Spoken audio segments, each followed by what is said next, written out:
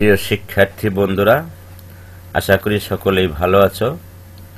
আজকে আমরা ষষ্ঠ শ্রেণীর চারপাঠ থেকে কবিতা আবৃত্তি শুনব। কবিতার নাম বাঁচতে দাও, লিখেছেন কবি শামসুর রহমান।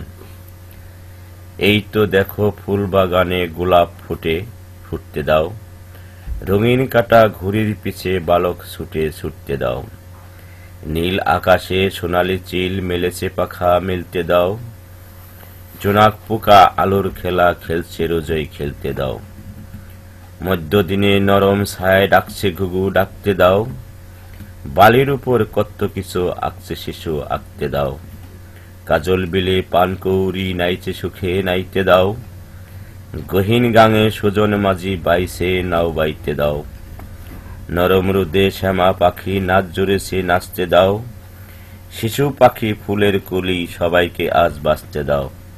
ধন্যবাদ সকলকে।